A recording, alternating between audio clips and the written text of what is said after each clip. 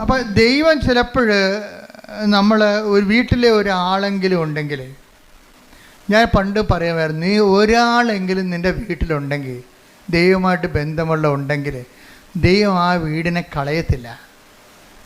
അതുകൊണ്ടാണ് ഞാൻ ആരെങ്കിലും ഒരാളെങ്കിലും ഉണ്ടെങ്കിൽ ആ വീട് അക്സെപ്റ്റ് ചെയ്യുന്ന കാര്യം എന്താണ്. ഇപ്പോൾ നിങ്ങൾ 4 പേരുണ്ട്, അത് 3 പേരും പോക്കാണെന്ന് വിചാരിച്ചോ, ഒരാളവിടെ ഉണ്ട്, ആ ഒരാളെ പ്രതി ദൈവം ആ വീട് കളയത്തില്ല. ഇപ്പം എൻ്റെ വൈഫിൻ്റെ കാശവും കളഞ്ഞ്, വൈഫിൻ്റെ ജോലിയും പോയി, അവിടെ വീടെല്ലാം കൂപ്പുകുത്തുകയാണ് ഇപ്പോൾ ജെയ്സൻ്റെ.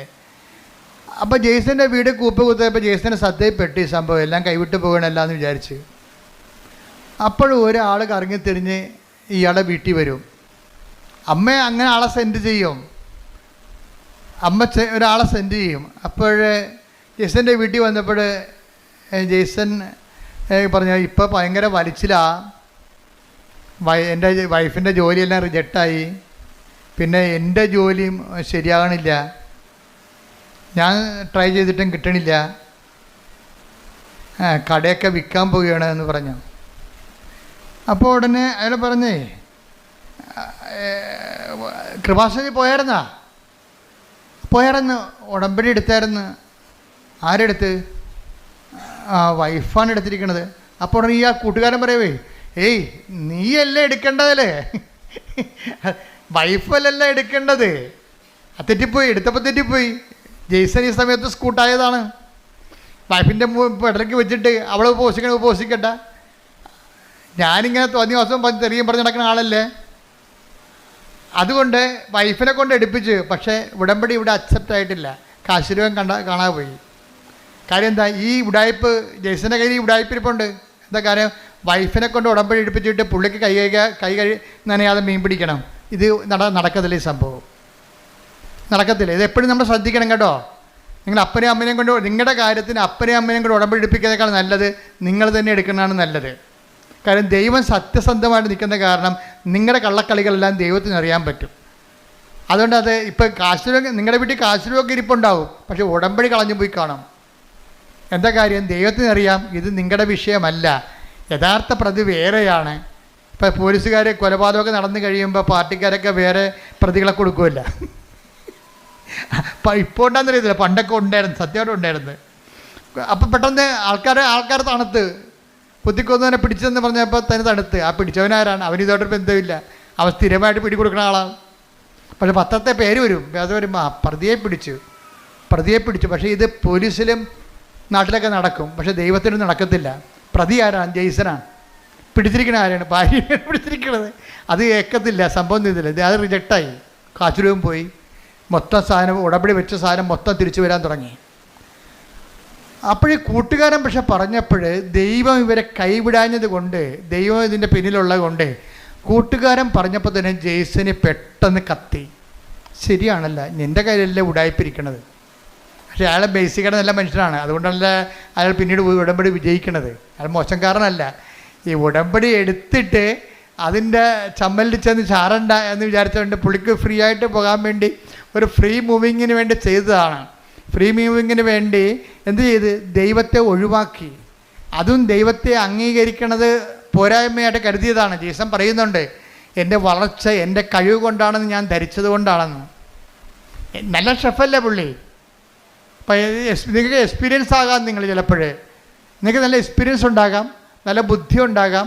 നിങ്ങളുടെ മാർക്ക് വർഷം നിങ്ങളുടെ ഇത്രയും നല്ല നിങ്ങളുടെ മാർക്കെല്ലാം പരിശോധിക്കുമ്പോൾ നിങ്ങളുടെ ബുദ്ധിയുടെ ഒരു വലിയ കോൺഫിഡൻസ് ഉണ്ടാകാം.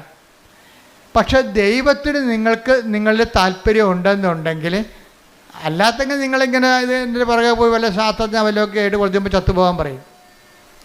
ദൈവമാണ്. പക്ഷേ നിങ്ങളിൽ ദൈവത്തിന് ആകർഷണമായ എന്തെങ്കിലും കണ്ടൻറ്റ് വൈസ് നിങ്ങളുടെ കുടുംബത്തിലോ ഉണ്ടെങ്കിൽ നിങ്ങൾ ദൈവത്തിൻ്റെ ആളാണ്. അതാണ് ഞാൻ ആദ്യമേ പറഞ്ഞത്. നിങ്ങൾ ക്രിസ്തുവിനുള്ളവരാണെങ്കിൽ അത് ക്രിസ്തു നിങ്ങളെ കൈമോശം വരാതിരിക്കാൻ സൂക്ഷിക്കും. ക്രിസ്തു ഇല്ലെങ്കിൽ പ്രശ്നമൊന്നുമില്ല, ദൈവത്തിന് റിസ്ക് ഇല്ല കാര്യത്തിൽ. എവിടെയെങ്കിലും പോയി തൊലയണമെന്ന് പറയും, നോ പ്രോബ്ലം.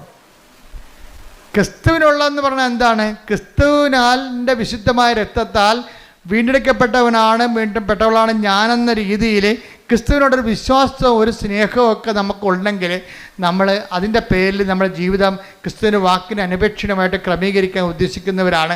അതിനെ ഉദ്ദേശിക്കാനുള്ള സാധ്യതയുണ്ട്. എപ്പോഴെങ്കിലുമായിട്ട് ഞാൻ ദൈവത്തിലേക്ക് തിരിച്ചു വരും എന്നൊക്കെ ഉള്ളൊരു മാനസിക അവസ്ഥയാണെങ്കിൽ നിങ്ങൾ ക്രിസ്തുവിനുള്ള ആൾക്കാരാണ്. ക്രിസ്തുവിനുള്ളവരാണെങ്കിൽ എന്തു ചെയ്യും? നിങ്ങളെ ഹെൽപ്പ് ചെയ്യാൻ വേണ്ടി ദൈവം ആരെങ്കിലും നിശ്ചയിക്കും. അങ്ങനെയാണ് ഈ കൂട്ടുകാരൻ ജെയ്സൻ്റെ വീട്ടിൽ വരണത്. ഇപ്പോൾ ജെയ്സൺ പറയും, ശരി നിങ്ങൾ പറഞ്ഞപ്പോഴേക്കും മനസ്സിലായി, എന്നാൽ ഞാൻ പോയി ഉടമ്പടി എടുക്കാമെന്ന് പറഞ്ഞു. അപ്പോൾ ജെയ്സൺ വൈഫിനെയും കൂട്ടി വരും. വൈഫിനോട് പറയും നമുക്ക് കൃപാസനത്തിൽ പോകാം. അപ്പോൾ വൈഫ് ചോദിക്കും, എന്തിനാ എന്തിനാ? അല്ല ഉടമ്പടി എടുക്കാൻ. അല്ല അത് ഞാൻ എടുത്തോളാം, നീ എടുക്കണ്ട. അപ്പോൾ വൈഫ് ചോദിക്കും, നിങ്ങളെടുക്കുക? അച്ഛൻ പറഞ്ഞ് കേട്ടിട്ടില്ലേ, ആലപ്പുഴ വന്ന് പണി മേടിക്കരുതെന്ന്. നിങ്ങളെടുക്കുക. അപ്പോൾ എടുക്കാമെന്ന് പറഞ്ഞപ്പോൾ ഇയാൾ തീരുമാനം എടുക്കാമെന്നുള്ള തീരുമാനം എടുത്തിട്ട് എന്താ ചെയ്യണമെന്നറിയാവോ? എടുത്തിട്ട് ഉടമ്പടി എടുത്തു കഴിഞ്ഞിട്ട് ജെയ്സൺ പറയും, എൻ്റെ ലൈഫ് രണ്ടായി മാറുകയാണ്. എന്താണ്? ഉടമ്പടിക്ക് മുമ്പും ഉടമ്പടിക്ക് ശേഷവും. ഞാൻ ആദ്യം ചെയ്തത് ഞായറാഴ്ച എൻ്റെ കട പൂട്ടിയെന്ന് പറഞ്ഞു. അതാണ് തീരുമാനം. അതായത് നല്ല ടൂറിസ്റ്റ് സ്പോട്ടിൽ ആവശ്യത്തിന് കാശ് കിട്ടുന്ന കടയാണ്. ഞായറാഴ്ച ഞാൻ എൻ്റെ കട അടച്ചു, അതിൽ നിന്ന് കിട്ടുന്ന പൊന്നാണെങ്കിലും വേണ്ടെന്ന് വെച്ചു. അപ്പോൾ തന്നെ തീരുമാനം കറക്റ്റായില്ലേ? അപ്പോൾ എന്താ പ്രശ്നം വെച്ചാൽ ദൈവത്തിനെ ബോധ്യപ്പെടുത്തുകയാണ് നമ്മുടെ ഉദ്ദേശം.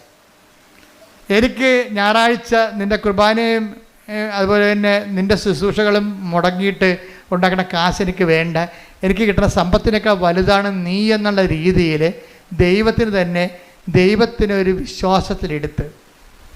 ഞാൻ കഴിഞ്ഞ ദിവസങ്ങളിൽ നിങ്ങളുടെ ഈ ലിവിങ് ബ്രെഡിൽ പറഞ്ഞായിരുന്നു, ഡെയിലി ബ്രെഡിൽ എന്താണ് ദൈവവിശ്വാസ ജീവിതത്തിൻ്റെ റിസ്ക് എന്താണ്?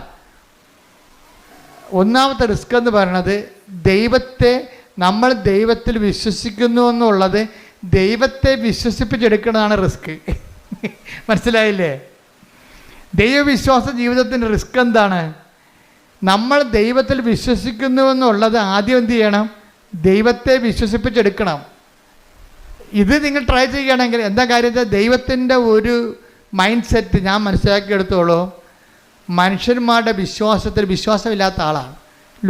യോഹന്നാൻ 2:24 എടുത്ത് ശ്രുതികട്ടെ. ഹല്ലേലൂയ ഹല്ലേലൂയ ഹല്ലേലൂയ ഹല്ലേലൂയ യേശുവേ നന്ദി, യേശുവേ സ്തുതി. Hallelujah hallelujah.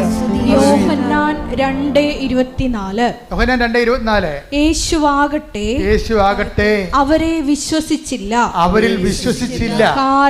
കാരണം അവൻ അവരെയെല്ലാം അറിഞ്ഞിരുന്നു. ഇതാണ് കുഴപ്പം. ഈ കുഴപ്പം കിടക്കുന്ന കാലം നമ്മൾ തലകുത്തി മറിഞ്ഞാലും ദൈവം ഏക്കത്തില്ല.